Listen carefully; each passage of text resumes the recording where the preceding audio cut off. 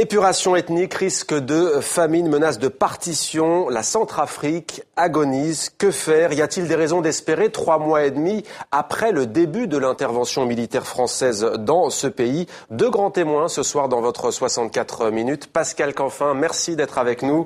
Bienvenue à vous. Vous êtes ministre français du Développement. Vous êtes rattaché au ministère des Affaires étrangères. Vous rentrez tout juste de Bangui, samedi très précisément.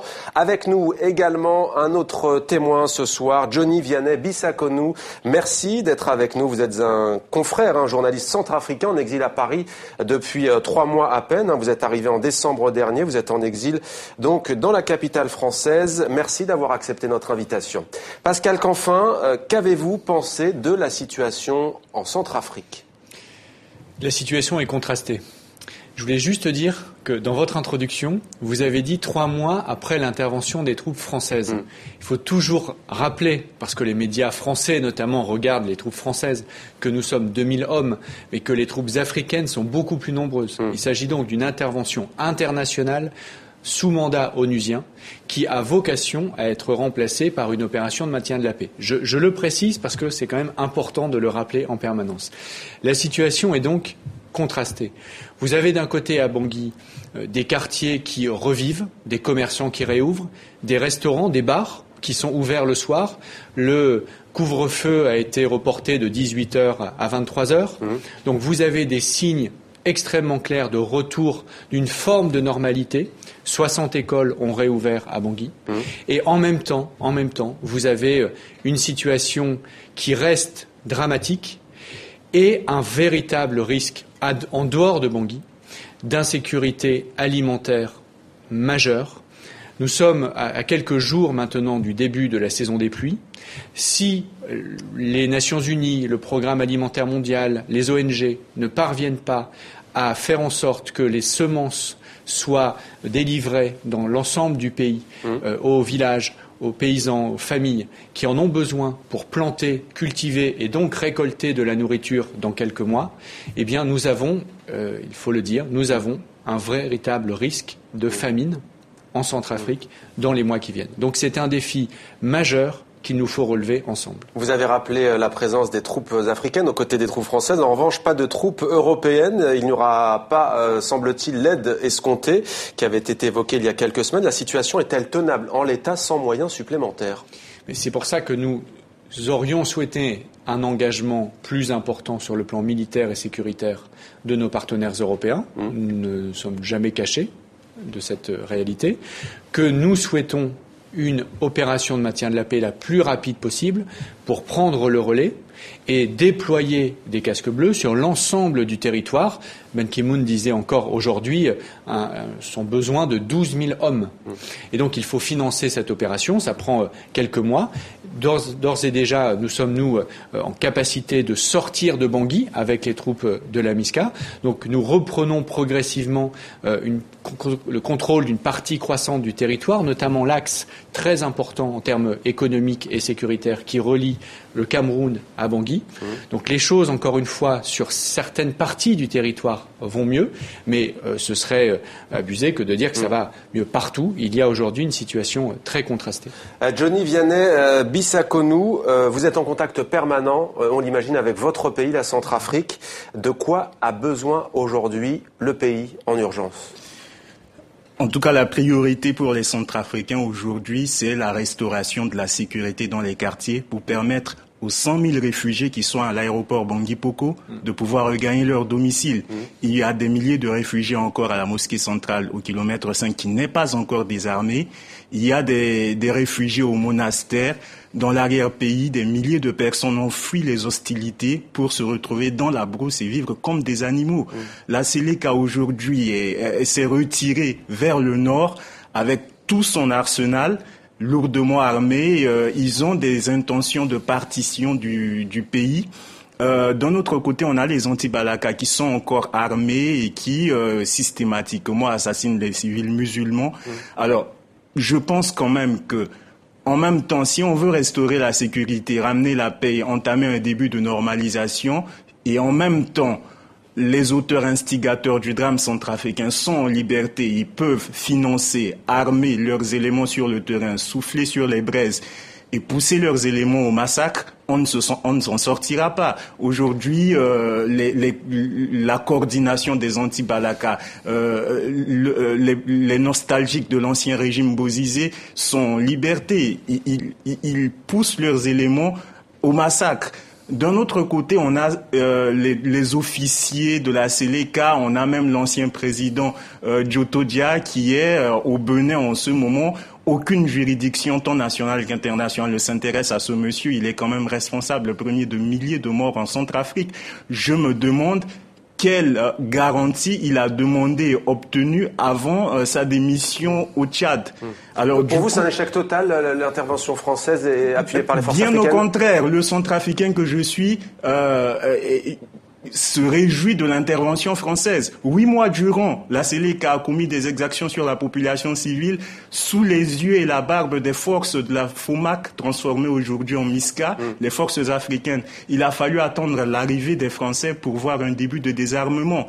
Malheureusement, cela a été faussé par les manœuvres des anti-Balaka qui ont fait des représailles non seulement contre les Seleka désarmés, mais contre les civils musulmans et qui a fait qu'aujourd'hui la situation s'est enlisée.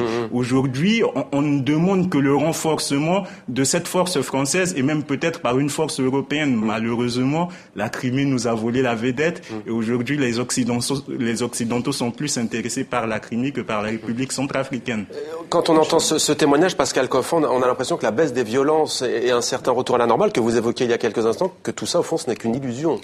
Non, encore une fois, c'est une réalité dans certains quartiers de Bangui, dans certaines parties du territoire. Il y avait par exemple dans l'hôpital de Bangui que j'ai visité, il y avait au plus fort des problèmes autour de décembre-janvier, il y avait jusqu'à 60 blessés à cause d'échanges armés qui venaient chaque soir, il n'y en a plus que autour d'une dizaine. Donc 6 fois moins. C'est beaucoup trop, mais c'est 6 fois moins qu'il y a 3 mois.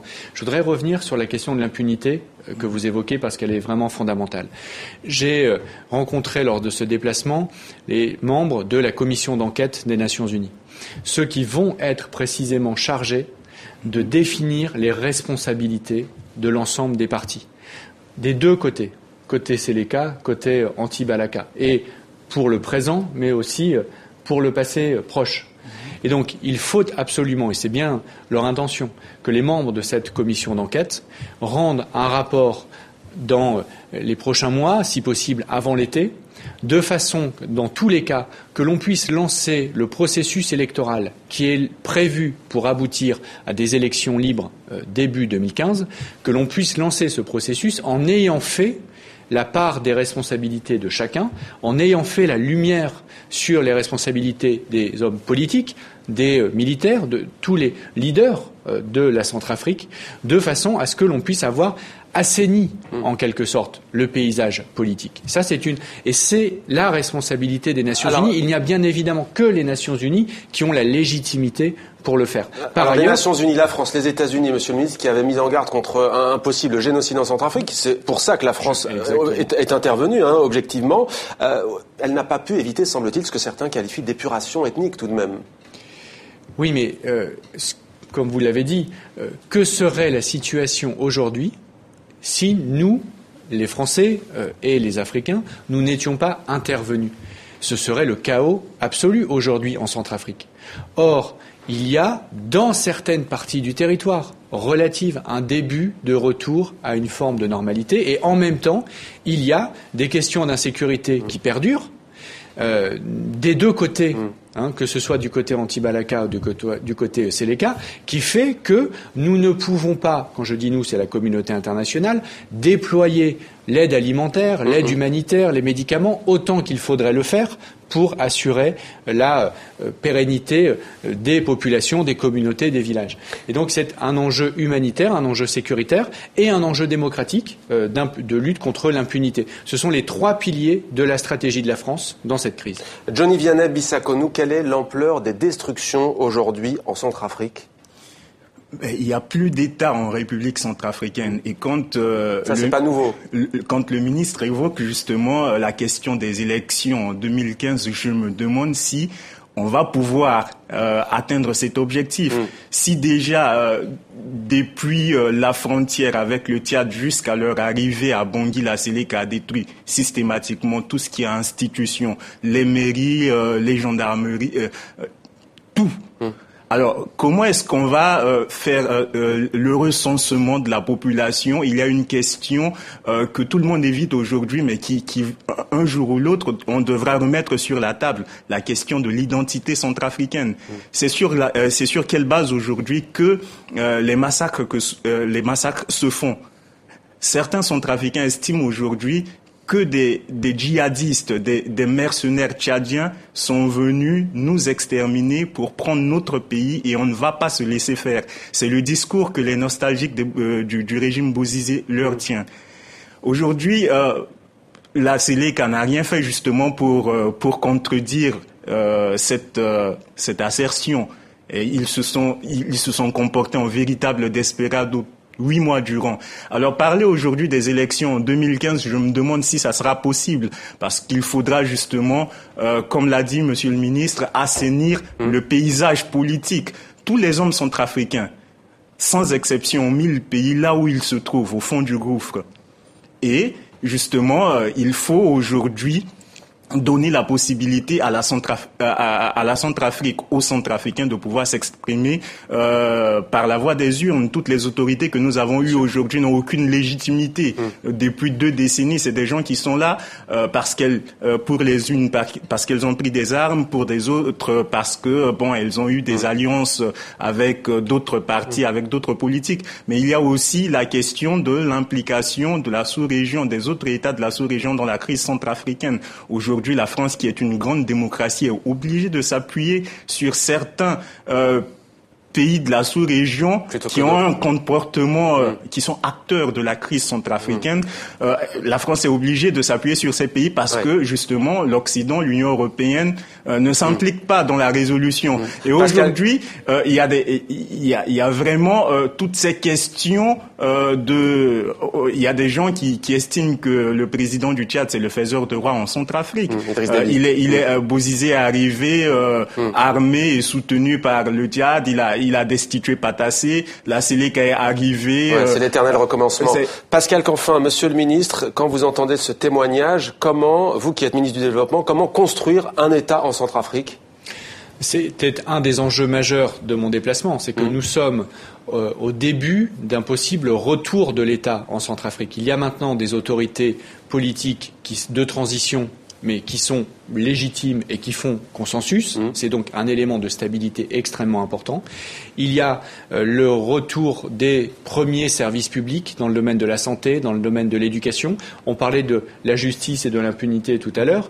Il faut savoir que la prison de Bangui vient seulement de commencer à être réouverte au sens fermé et elle n'est pas encore complètement sécurisée. J'ai visité le tribunal, le palais de justice. Il n'y a pas de clôture, ce qui fait qu'il y a plusieurs mois qu'il ne s'est pas tenu un seul procès à Bangui parce que les magistrats ont peur pour leur propre sécurité. Donc on voit que le travail est colossal. Pascal Canfin, ministre français du Développement, merci à vous d'être venu dans 64 minutes. Merci à vous, Johnny Vianney-Bissaconou. Je rappelle qu'on peut vous suivre sur votre blog, L'œil de l'exilé. Vous comptez sans doute demander l'asile politique en France. Ça, c'est le site, en fait, de la Maison des journalistes. Qui vous accueille, la Maison des journalistes à Paris. Mais on vous suivra quand même via ce blog. Merci beaucoup à tous les deux d'avoir témoigné dans le grand journal de TV5 Monde.